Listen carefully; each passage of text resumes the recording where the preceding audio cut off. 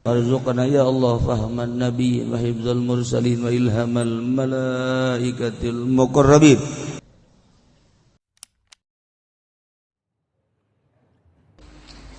Assalamualaikum warahmatullahi wabarakatuh.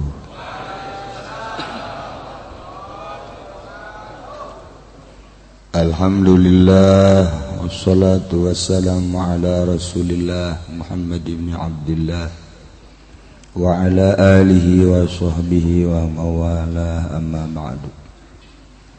Faqala Allah ta'ala fil Qur'anil Karim wa huwa asdaqul qailin. A'udzu billahi minasy syaithanir rajim wa dzakir fa idza dzikra tanfa'ul mu'minin. Al-ayat. Langkung tipayun urang sami-sami nyanggakeun puja sareng puji ka Gusti Allah anu Maha Suci. Parantos masihan tina rupa-rupa nikmat ka urang sadayana. Terutama nikmat anu kacida pisan ageungna nyaeta nikmat iman sinareng Islam. Sholawat sinareng salam mugia dilimpahkeun ka junjungan alam Kangjeng Nabi urang Kangjeng Nabi Muhammad sallallahu alaihi wasallam, katut ka para kaluargina oge ka para sahabat-sahabatna rauh para tabi'in atba tabi'in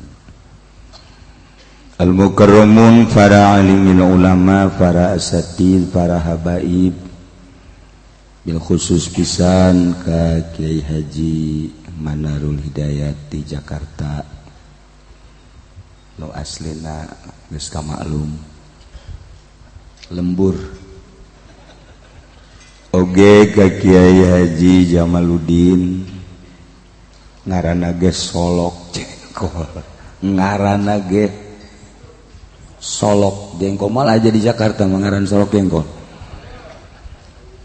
Oge ka kiai-kiai nu sanesna pun besan ti Kadumerak, oge para besan-besan ti Bogor, kumna nu haladir di dieu nu kusim kuring dimulyakeun. Ge mudah-mudahan sami-sami urang dimulyakeun ku Gusti Allah Subhanahu wa taala. Kalayan singkat tatali parantos wengi oge kondisi simkuring kurang fit. Ieu mangan sakadar nyaritakeun soal ngaji bae. Majelis moal ka dibuka lantaran sakit teh ya masih keneh sakit kakarak ge ieu 50%. Geus beakna ulah hayang nyaho. Sakit karek 50% itu dihareup encan. Iya masjid, dan masjid itu masjid. Iya insyaallah dibongkar. Bakalna masjid ieu dibongkar. Dihijikeun jeung MCK. Jadi ngahiji engke bakalna mentak moal waka dicaritakeun ieu soal majelis. Sebab kahareupna jandela ge can anggeus. Ulah sok haji waka umang omong. Can anggeus. Jangan geus. Ulah waka ngomong kumaha bakalna kumaha engke bae. Ke gimana Manarul Hidayat geus kajopak karang.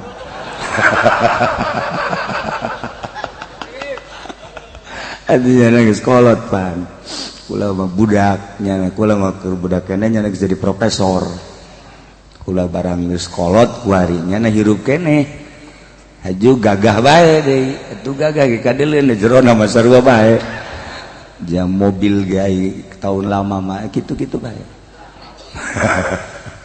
Tapi nu jelas masih eksis alhamdulillahirabbil alamin. Patali jeung ngaji insyaallah ayeuna urang malam Kemis ta minggu isuk henteu minggu deui.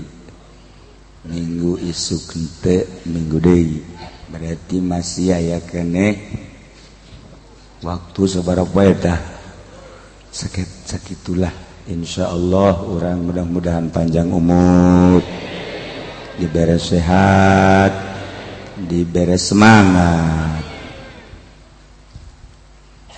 sebab tina ngaji urang bakal paham sakumaha tadi. Ieu dongeng ulama, ieu dongeng ulama. Luar biasa memang ulama mah.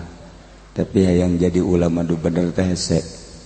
Gimana Manarul Hidayat ieu jurusana proyek mah. Sarua jeung Ki Jamal, jeung Ki Fudoli urang hijikeun habak da kadinya.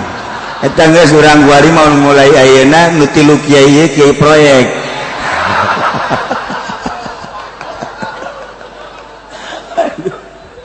Masya Allah masalah atau bahasa kadar bahasa itu apa nama itu beda.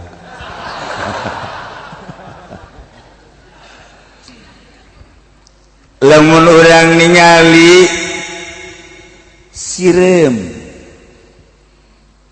di Quran dijelaskan bahkan aya hiji sirem nu bakal asup ka sorga, sirem asup ka sorga. Masya Allah. Kusebab naon sirem teh wauh ka Allah. Sirem dongeng sirem loba, tapi aya salah sahiji sirem anu deku ngadoa ka Gusti Allah. Sirem ngadoa berarti kan pohara.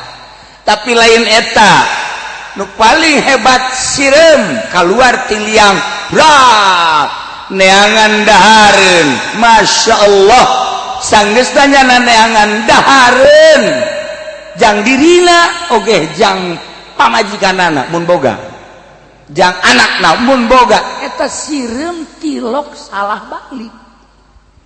Sirem tilok salah balik pan Ki Manarul Hidayat masalah balik kiai ge nya balikna teu beres. Sirem mati lok salah balikna. Iyalah kehebatan sirem. Nomor kedua hudhud, manuk asup ka sorga. Dina Al-Quran dijelaskan man ya arwal hudhud kunaon kaulah tendele manuk hudhud ca Kangjeng Nabi Sulaiman. Aya naon dia hudhud panjang mun didongengkeun mah teu lila datang carekan ku Kangjeng Nabi Sulaiman keheula cak manuk hudhud kula tetas ngapak aju manggihan hiji istana penghuni istana ratu ternyata nyembahna lain ka pangeran. Nah iyalah nu perlu dikanyahokeun cek manuk hudhud Gusti Rasul. Ieu aya hiji ratu nyembahna lain ka pangeran lain ka Allah. Ieu model cek Kanjeng Nabi Sulaiman. Coba mereka ditu deui ngirim surat Kanjeng Nabi Sulaiman dibawa ku hudhud. Surat dibawa ku manuk hudhud kemudian disampaikan Ratu Bilqis bisa jadi sujud ke Kanjeng Nabi Sulaiman yakni iman. Nah iya manuk imah lain dek nyaritakeun dongeng eta dek nyaritakeun manuk hudhud wauh ka Allah. Bandingkeun jeung Raja Firaun gagah aya di nyana pinter aya di nyana keistimewaan aya di nyana sugih aya manehanana moal jadi raja Firaun lamun teu sugih moal jadi pangeran nyana lamun teu hebat nu mantak jana jadi pangeran teh di dunia hebat. Nah manuk hudhud mah wauh ka pangeran tapi Raja Firaun mah malah nyana ngaku pangeran. Ieu manuk hudhud bae wauh ka Allah. Nah di surga bakal aya di sorga bakal aya geus puguh anjing ashabul kahfi. Tah ieu lamun urang nyaritakeun seputar hewan-hewan kabeh ge horenganan hewan teh maca tasbih maca zikir la ilaha illallah. Sirem zikir ka Allah, manuk zikir ka Allah, manuk zikir ka Allah, anjing ya anjing. Lamun urang dek belajar tasawuf urang kudu nyontoh anjing. Anjing mah tipeting tilok HS Aisyah tuh kan anjing batara sare tipeting oh mal aya anjing HS tipeting mal aya jeung anjing mah lamun dibere di dahar teh dibere tilok maling anjing beda jeung ucing jeung nya nama tilok aya urusan proyek-proyek tilok aya tilok anjing tuh Haji Jamal weh anjing hebat baca ka sorga Dah iyalah diantarana deui nu paling hebat tawon.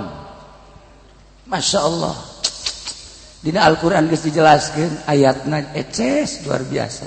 Jadikeun minal jibali buyuta sok jadikeun tah imah maneh tuh gunung minas syajar tuh tangkal kayu imah-imah sok dijadikeun trak bae nyanyiin imah di dinya sabaraha ratus sabaraha ribu eta tawon di dinya Masya Allah hari haju kalaluar brang neangan kembang eta sakitu lobana tah liang henteu salah tah asupna balikna teu salah tilo kaya ribut tawon jeung tawon salah imah tilo kaya ribut salah imah tilo ai gimana dul hidayat mah salah imah nu kuduna kan nu kolot kan nu ngorade tilu nyana boga pamajikanna salah balik anu ngora malulu cukup yang ka neraka sakitu ge kiai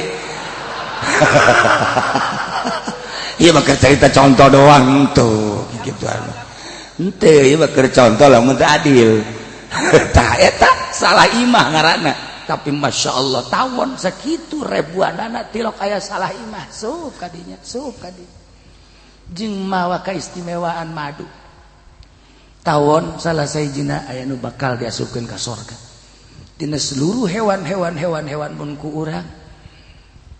ku urang dibacaan aya nu arasup ka surga sapi aya nu asup ka surga sapi tapi kula maca tina salah sahiji ahli filsafat Islam nu terlupakan Ibnu Sena lamun di Eropa mah disebutna teh Avicenna. Ibnu Sena teh eta teh seorang filosof, seorang pujangga, seorang ilmuwan, seorang julukanana dokter. Raja dokter, malaikat dokter. Eta mah julukanana pohara. Kuloba-lobana tapi terlupakan.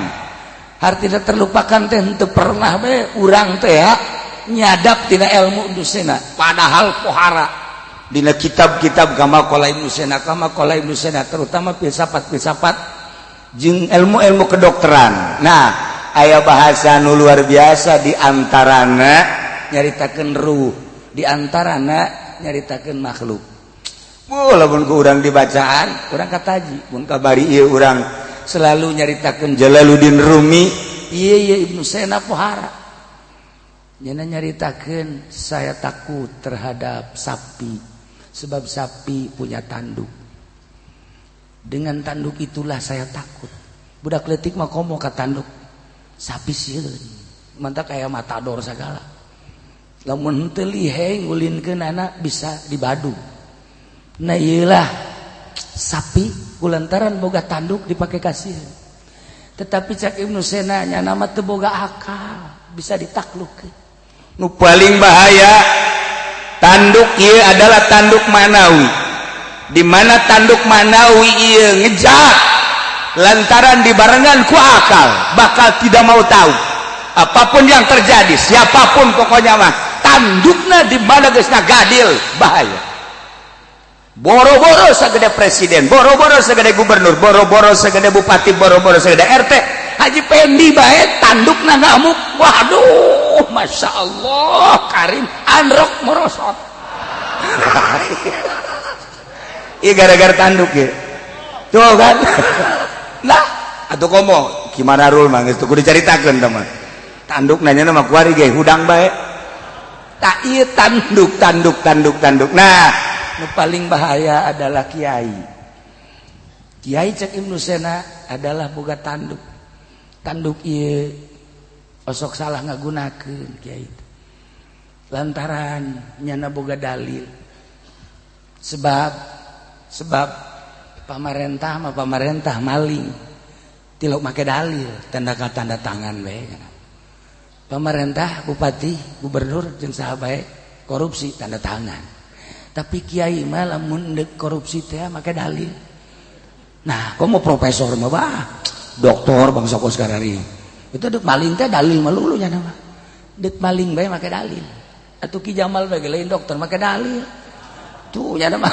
Tah iyalah nu paling bahaya ngagunakeun tanduk ketika digunakan salah sebab naon disatukankeun tanduk aya akal sapi mah aya tandukan bisa ditaklukkan lantaran akalan bisa lompat orang bisa nyumput orang jeung bisa berbagai cara lantaran tanduk sapi sakumaha galakna bae ge tetap orang bisa kelid tetapi ketika manusia eta sorangan anu ngagunakeun tanduk bakal bahaya. Ialah sebuah renungan anu istimewa, sebuah renungan anu pohara sehingga ada sebab manusia kabeh ngabogaan tanduk tergantung level-level tandukna di pemerintah, di kiai, di pedagang, di petani sarua pada ngabogaan tanduk ialah anu ku urang kudu disadari melalui ngaji urang bakal sadar ternyata horenganan tanduk lawan naonan naonan tak urang ngaji teh lamun sakadar ngaji alfiah gampang sakadar ngaji jamul jawame kecil urang dek ngaji naon bae ge tasawuf baca babari tapi menyadarkan diri bahwa urang teh eueuhna naon di hareupeun Allah tak eta nu hese teh sapira segede aing di hareupeun Allah teh naon nu dibanggakeun murang ngabanggakeun dunia je dunia anu Allah ngabanggakeun ilmu nu Allah urang nyaritakeun Kangjeng Nabi Musa bae Kangjeng Nabi Musa alaihi salam jeung Kangjeng Nabi Khadir ketika Kangjeng Nabi Musa hayang kapanggih dibere cara ku Gusti Allah akhirna amprok begitu amprok naik kapal naik perahu lain deuk nyaritakeun eta tapi ujug-ujug aya manuk piit encrak haju manehanana nginum kana laut tek diangkat deui pamatukna ditoel ku Kangjeng Nabi Khidir Musa tah ilmu urang teh percis okos nu nyakrak tina pamatuk manuk piit ilmu urang dibandingkeun jeung ilmu Allah ieu lautna masyaallah bangga ku ilmu hijab bangga ku dunya hijab bangga ku turunan hijab bangga ku pangkat hijab hayang bener-bener ke Allah ulah aya nu dibanggakeun anta rabbi wa ana abduk Gusti pangeran abdi teh hamba Gusti eta teh lain sakadar bahasa tapi praktekkeun ku urang bener-bener ngarasa bahwa Gusti teh pangeran urang sebagai hamba hayang datang ka dinya berarti kan urang kudu ngalalakon heula tuh kudu cara Habib Rozak bantu puguh eta isi jelema tah lain sebenarnya sebut jelema ieu asana setengah jelema ieu mah eta keur ngalalakon mah kos kieu keur ngalalakon mah kos kieu ngaranna tah ieu teh ya lain keur ngalalakon beureun kabur ti pamajikanna meureun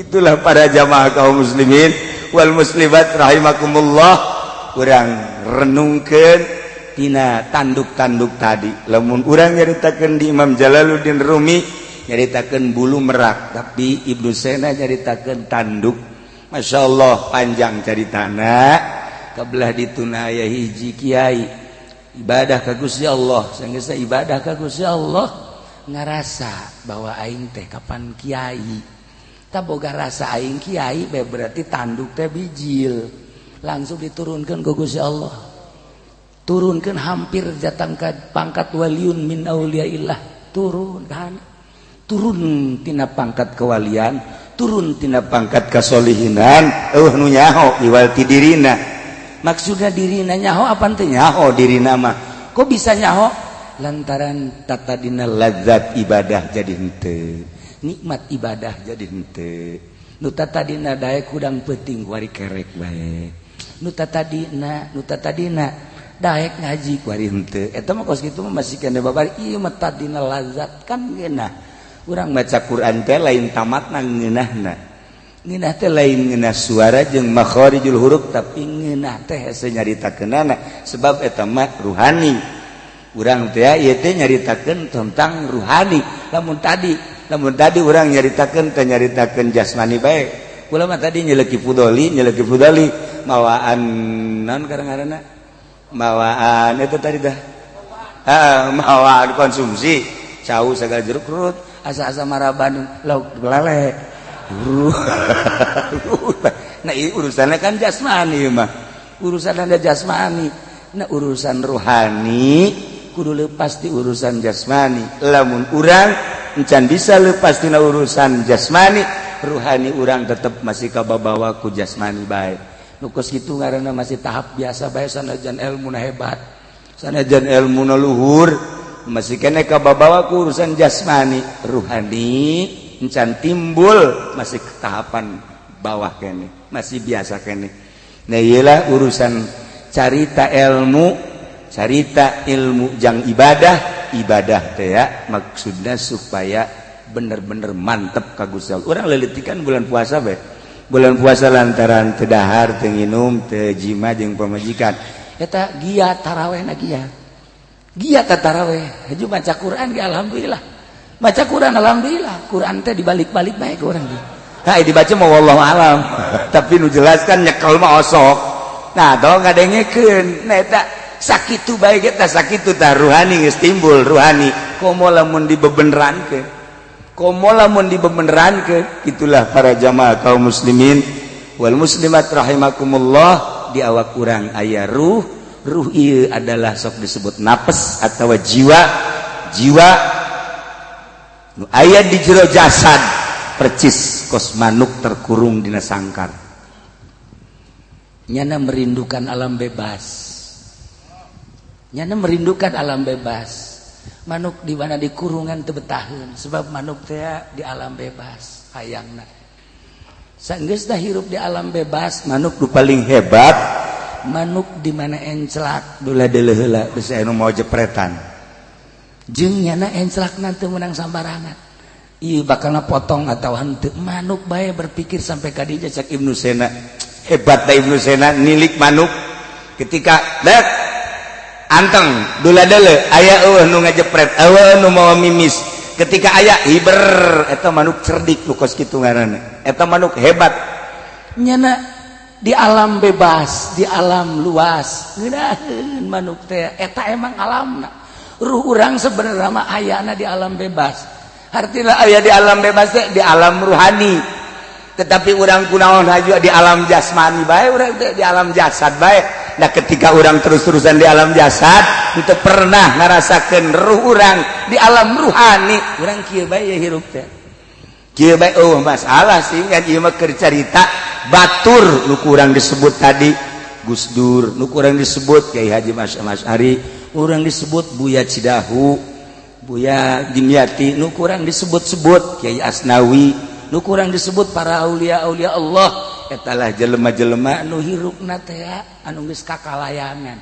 Artina kakalayangan teh lain hihiberan. Rohna henteu katula katali. Henteu. Naon kitu tersangkar ku nafsu-nafsuna. Nah, sakitulah kalimat rahimakumullah jang sebuah renungan di diri urang aya ruh urang okos manuk di jero sangkar hayang ibadah kadang-kadang kabawa ku awak urang tunduh terjadi. Ruh urang hayang ngaji kadang-kadang kabawa ku urusan bisnis terjadi. Ruh urang hayang ka Allah kadang-kadang kabawa ku babaturan. Urang lamun nyaritakeun sebuah penyakit ya urang. Penyakit stres. Datang ke pemerintah atau datang ke kafir, nasihatnya pasti kamu harus banyak istirahat dan kamu harus banyak cari angin segar ya. Lebaran ya kira-kira ulah yang stres maka itu ke Karangbolo repressing tah kaki Jamal teh gekos gitu. Waduh cenah ieu can OTW naon OTW. Tuh kan aing nyaho di sia mal segala OTW aing gimana runa OTM eta mah leuwih teh mah.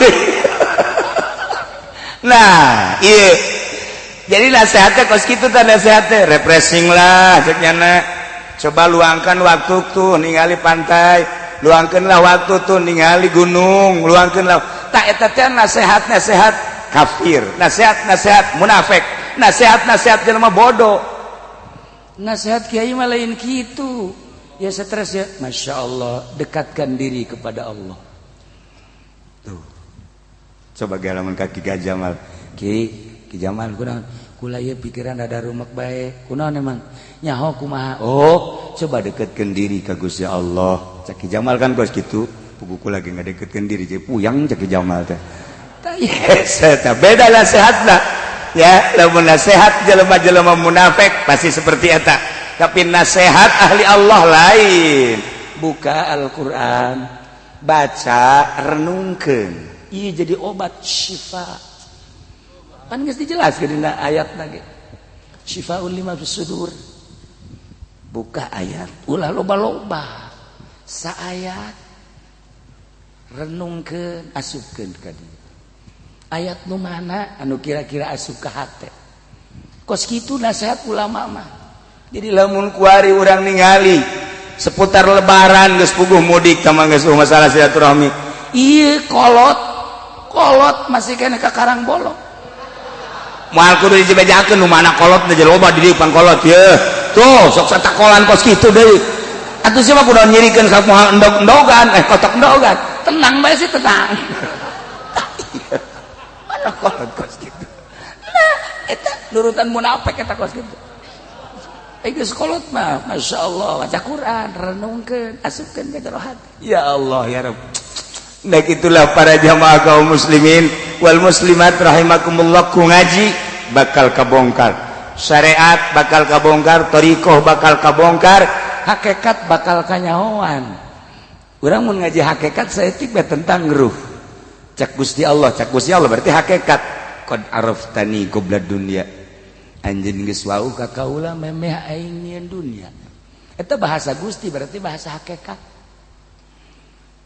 geus aing nyieun dunya ja'altu kulla syai'in laka aing teh nyieun sakabeh perkara jang maneh hatta jannah sehingga surga jang maneh tapi maneh ulah hayang kana dadamelan kaula ulah hayang kada dadamelan kaula termasuk surga maneh nama ka kaula ngadamel ka anjeun li jang kaula lain jang surga eta kan bahasa hakikat aing ngadamel dunia jang maneh aing ngadamel surga jang maneh tapi manehna ulah hayang ka dunia ulah hayang ka surga ka aing urusan-urusan jang manehna mah jang maneh tapi siana ulah ka dinya lamun siana ka dunia aing cemburu lamun sia ibadah hayang ka surga aing cemburu eta mah geus teu kudu dihayang-hayang teh jang maneh eta kan bahasa hakikat kos kitu urang bakal paham dina bahasa-bahasa hakikat urang ngaji ihya teh lamun teu ngarti bahasa hakikat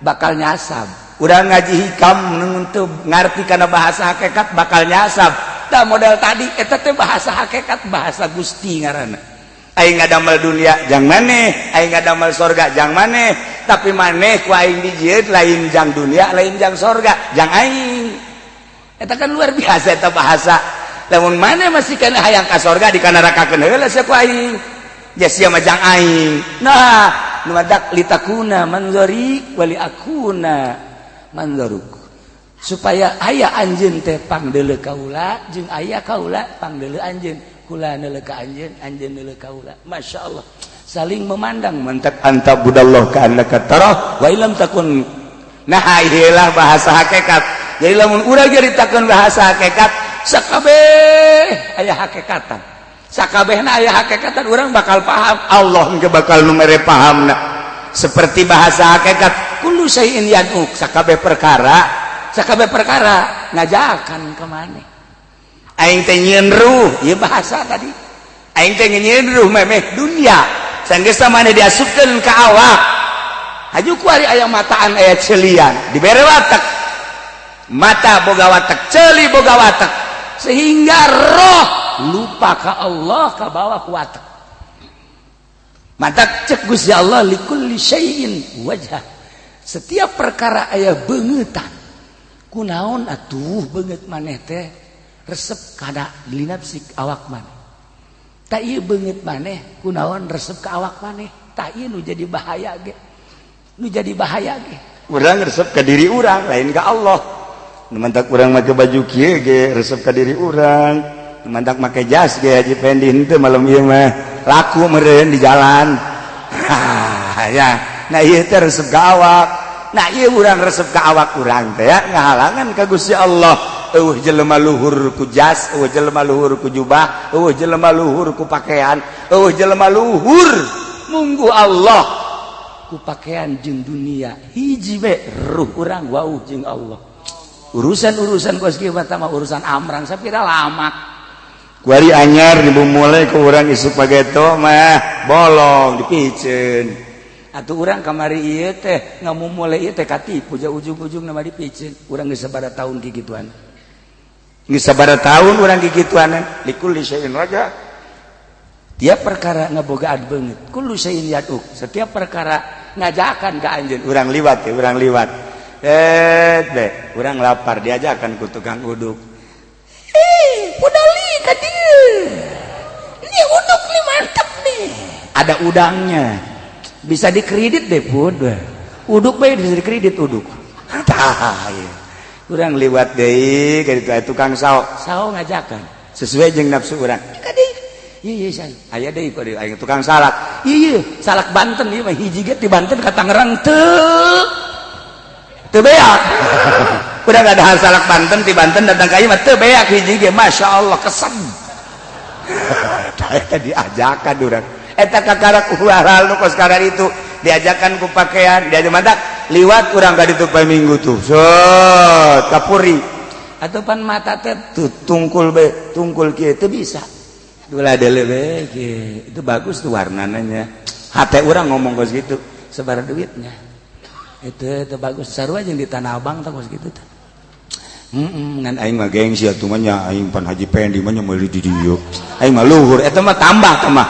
Nya resepnya haju agul. Atuh tambah hijabna. Oh tah mah hijabna ge nyundul ka langit tah. Tah eta kan geus kitu. Nah ieu kullu syai'in yadu kabeh set Allahna pohoan. Eta kan bahasa hakikat. Nah iyalah para jamaah kaum muslimin wal muslimat rahimakumullah, engke urang bakal dibere paham ku Allah sebab segala rupa ngajakan ngomong ka urang. Ngajakan ngomong teh lain ngomong kos urang kieu, tapi ngajakan seakan-akan bicara. Seperti etalah ilmu Allah, seperti etalah hakikat, seperti etalah keistimewaan sirrun min asrarillah. Para jamaah kaum muslimin wal muslimat rahimakumullah, sebagai pembukaan Ki Jamal alhamdulillah, Ki Manarul Hidayat atuh mangkula geus akrab ti baheula alhamdulillah, kuari atuh terus nyambung kembali. Kemudian atuh naon kitu ngaranna urang kuari ieu ngaji di mimitian ditambahan ku kulajang sebuah renungan sing hade tanduk, sing hade ruh ya supaya wauh ka Gusti Allah ulah salah balik. Eta geus dicaritakeun ku hewan-hewan bae tilok salah balik kunaon aya jelema salah balik. Nah ieu sebuah renungan. Berarti ayat tidak jujur di diri urang. Lamun tadi Ki Manarul Hidayat caritakeun pemerintah jujur, iraha sih manggihan pemerintah jujur. Iraha maksudna. Henteu ieu mah teu kanu saja ka Ki Manarul bae. Pernah manggihan pemerintah jujur.